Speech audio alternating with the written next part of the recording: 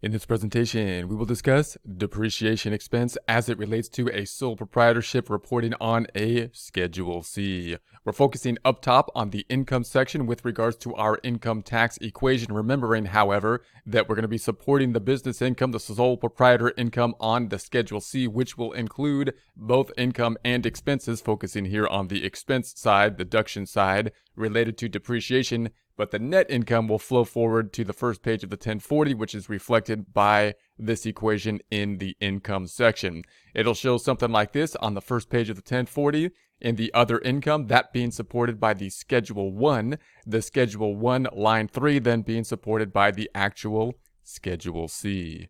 Depreciation. If property you acquired to use in your business is expected to last more than 1 year, you generally cannot deduct the entire cost as a business expense in the year you acquire it. You must spread the cost over more than one tax year and deduct part of it each year on Schedule C. This method of deducting cost of business property is called depreciation. You can get more information on it with publication 946 you can find on the IRS website, irs.gov, irs.gov. So note that even if you're using a cash method, the concept of depreciation is basically an accrual method, and that's because the difference is so extreme that you basically have to deviate in that format. In other words, the difference being when you actually consume what you got in order to help you generate revenue is a different time period from the point in time that you purchase something. Even if you purchased it with cash and you're on a cash basis, if you're talking about large pieces of equipment, you're still typically going to have to record it, capitalize it, and then depreciate it. Record it basically as an asset, have a depreciation schedule, depreciate it. Now, obviously, you don't have assets, a balance sheet, on a sole proprietorship type of return because all you have is the Schedule C. But what you will have is a schedule of property, plant, and equipment that you'll then have to use to track what the depreciation is on it so that you can record the income expense account of depreciation as the fixed asset is depreciated over time. So we're usually talking about larger things here, types of equipment or something like that.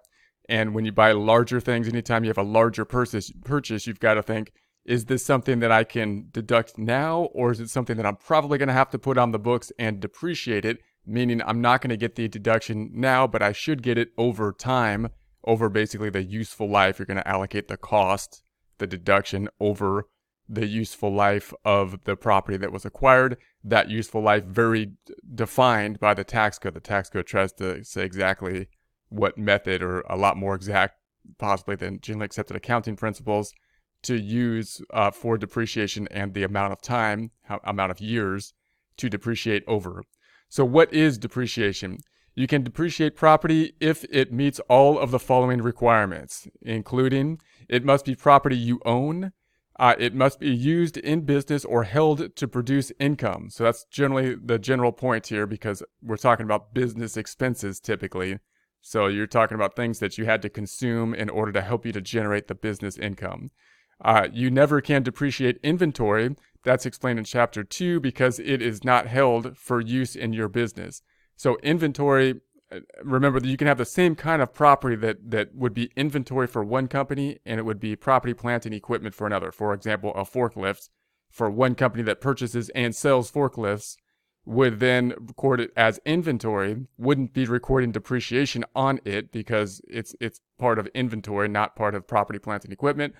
For another company, it may be used within the business, therefore property, plant, and equipment, and in that case would need to be depreciated typically over the useful life.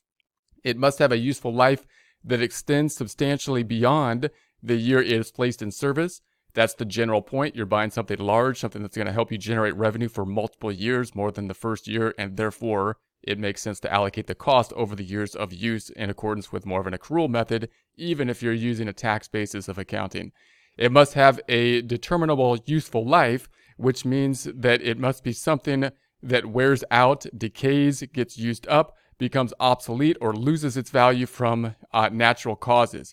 You never can depreciate cost of land because land does not wear out, become obsolete, or get used up.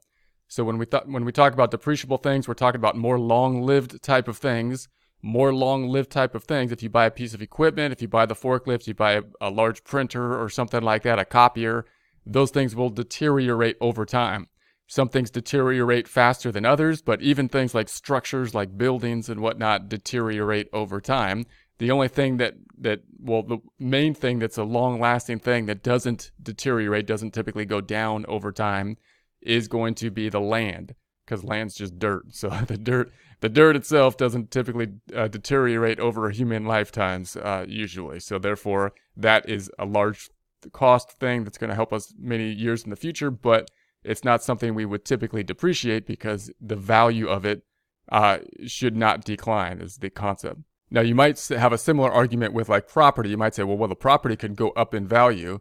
And that's true, but the building itself would deteriorate even if the value went up for basically other types of reasons. So it's possible because of... So therefore, we would typically think of this as allocating the cost over the useful life for a building, even if it goes up in actual fair market value. It must not be accepted property. This includes property placed in service and disposed of in the same year. Repairs. Now, you would think if you have the property, plants, and equipment, depreciable things versus basically normal expenses, that the line would be very distinct. We talked about some kind of distinct rules, including something that's going to be benefiting over 1 year's time period. That would make sense. Then we would allocate the cost over the time period in which we would be improving from it. However, if you talk about something like repairs, then there's kind of a line where it's not so clear as to whether something is a repair or it's kind of like a replacement, and therefore, whenever you're doing the financials for your books and you're expending something on something like a repair, you want to think, is this something that I can depreciate now, or is it something is this something I can expense now, deduct now, or is it something that I'm going to have to calculate or depreciate and then depreciate it over time? So that's going to be the line you always want to consider. In general, you do not depreciate the cost of repairs or maintenance if they do not improve your property. So if they're not improving the property, you don't have to depreciate them, which is typically good because then you get to take the whole cost of the repair in the point in time that you made the repair, and you'd rather get the deduction earlier. However, if you have to capitalize them, then you have to depreciate it, and you have to take the depreciation over a longer period of time. That's typically not as desirable, but you still get the deduction. It's a timing difference typically. Instead, you deduct these amounts on line 21 of Schedule C or line 2 of Schedule CEZ. Improvements are amounts paid for betterments to your property, restorations of your property, or work that adopts your property to a new or different use. Depreciation method. The method for depreciation most business and investment property placed in service after 1986 is called the Modified Accelerated Recovery System, MACRS. MACRS is discussed in detail in publication 946.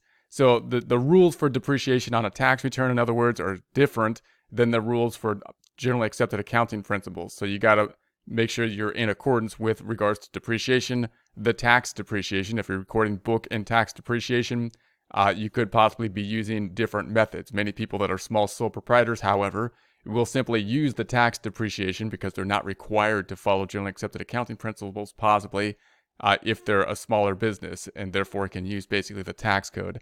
Now, many of the tax code areas will basically require whatever the listed price, whatever the useful life will be, so you'll be more restricted in terms of what useful life you'll be calculating with. And oftentimes you'll be using some format of double declining balance. So if you're familiar with double declining balance, you'll use a double declining balance typically for many of the categories with a set useful life that'll basically be tried to be more outlined on the tax code.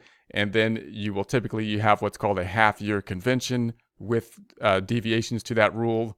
But the typical rule would be half-year convention, meaning whenever you buy the property, whatever year you bought it in, it doesn't matter if it was January, February, December, November, unless there was a lot purchased in one area. I won't go into the exceptions. Then typically you'll say it was purchased in the middle of the year, and therefore you'll have a half a year of depreciation in the first year and a half in the last year of the useful life. So basically double declining balance, half-year convention is kind of the thing you might want to look for most often when you're thinking of the makers for normal categories like 5-year property and 3-year property. Section 179 deduction. You can elect to deduct a limited amount of the cost of certain depreciable property in the year you place the property in service. This deduction is known as Section 179 deduction. The maximum amount you can elect to deduct during 2019 generally is $1 million. Higher limits apply in certain property. So if you're qualifying for the 179 deduction, you might want to take a little bit more research and look into the 179 deduction, but in essence, it's going to allow you to take that deduction in year one for the property that would usually be depreciable. Now you might be saying, well, why is this so confusing? You told me I have to depreciate it, and then you're kind of telling me that I'm going to get much of the deduction up front. Note that the general rule for the tax code is they're going to say, well, for generally, it makes sense that if you have a large piece of equipment, it's such a deviation from basically a cash method. The time that you're going to use the property is so far distant from the time that you purchased it that we want you to do an accrual thing, which is to put it on the books as an asset and then allocate the costs and depreciating it over the useful life.